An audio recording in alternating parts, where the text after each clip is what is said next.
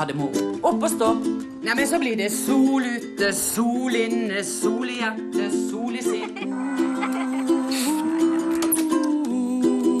Nei, nå skal vi sove.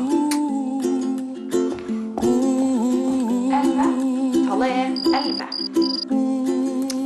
Det siste tallet er 8, og det er en person som har 7 rette i kveld.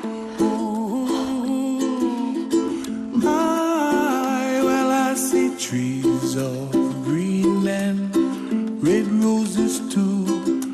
I'll watch them bloom for Hvor har blitt seg Gudrun? Hun har visst slutta. Ja, det var synd. Synes ikke dere det også?